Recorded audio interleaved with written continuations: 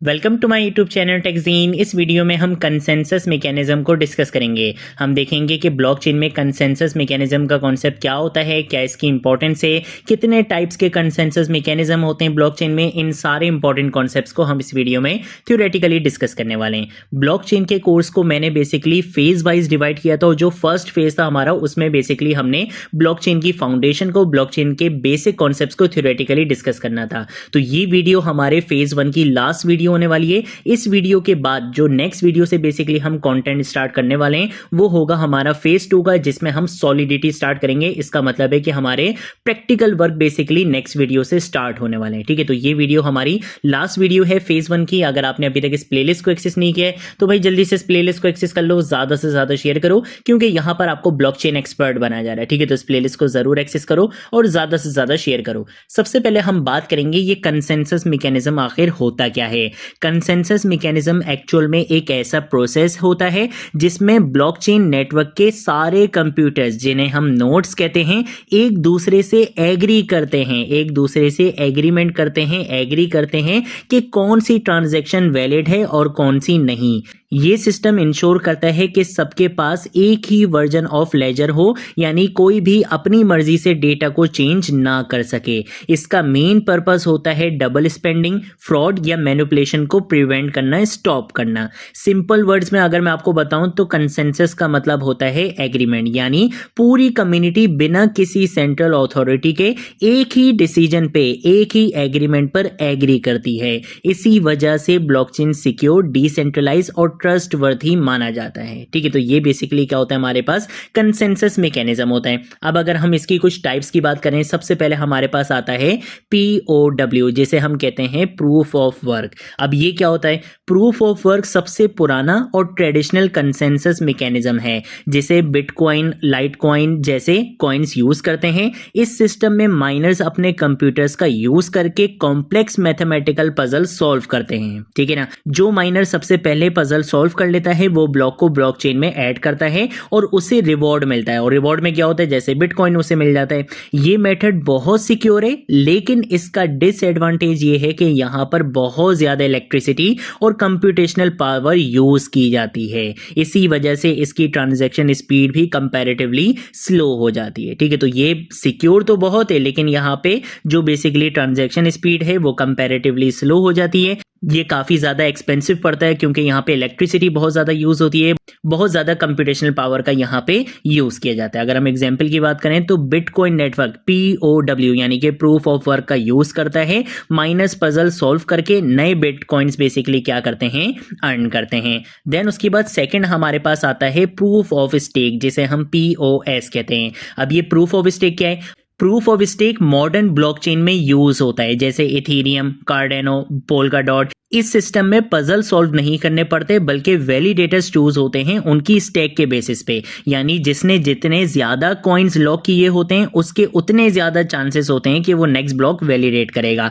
POS energy efficient और fast होता है। इसका मतलब है कि ना तो यहाँ पे आपको कोई बहुत ज्यादा इलेक्ट्रिसिटी चाहिए, ना ही बहुत ज्यादा कंप्यूटेशनल पावर चाहिए। यह एनर्जी एफिशिएंट भी होता है और काफी ज्यादा फास्ट भी होता है, क्योंकि यहाँ पे माइनिंग हार्डवेयर की नीड बिल्कुल भी नहीं होती है। वैलिडेटर्स को रिवॉर्ड मिलता है ट्रांजैक्शन फीस और सिस्टम के रूल्स फॉलो करने के ऊपर, यानी कि कोई भी वैलिडेटर अगर ट्रांजैक्शन फीस और सिस्टम के रूल्स को फॉलो कर रहे हैं तो उसको बेसिकली रिवॉर्ड मिलता रहता है। ठीक है, Ethereum 2.0 proof of stake use करता है।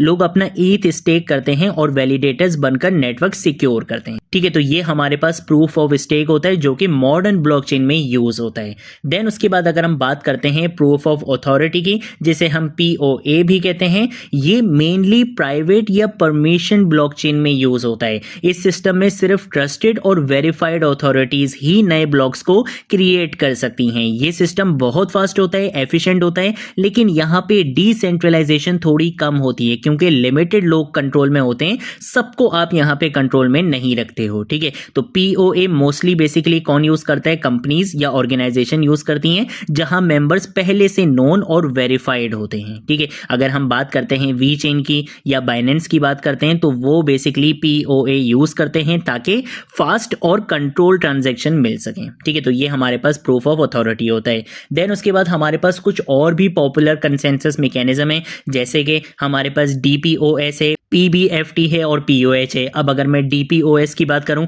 जो कि basically delegated proof of stake है, इसमें यूजर्स वोट करते हैं डेलीगेट्स को जो उनके बिहाफ पर ट्रांजैक्शंस वैलिडेट करते हैं। जैसे EOS या ट्रॉन की बात करूं तो वो बेसिकली किसका यूज करते हैं, DPoS का यूज करते हैं। देन उसके बाद हमारे पास है प्रैक्टिकल बाइजेंटीन फॉल्ट टॉलरेंस, ये मोस्टली एंटरप्राइज सिस्टम में यूज होता है जैसे हाइपरलेजर। और अगर मैं बात करता हूं प्रूफ ऑफ हिस्ट्री की, ये सोलाना में यूज होता है जिसमें ट्रांजैक्शंस को टाइम स्टैम्प करके अल्ट्रा फास्ट स्पीड अचीव की जाती है। ठीक है, तो ये बेसिकली हमारे पास कुछ और भी पॉपुलर कंसेंसस मैकेनिज्म है, बहुत कम यूज होते हैं लेकिन स्टिल ये थोड़े से पॉपुलर हैं। कुछ कंपनीज, कुछ बड़ी बड़ी कंपनीज, बड़ी बड़ी ऑर्गेनाइजेशंस में ये यूज हो रहे हैं। ठीक है, तो इसके बारे में भी आपको पता होना चाहिए।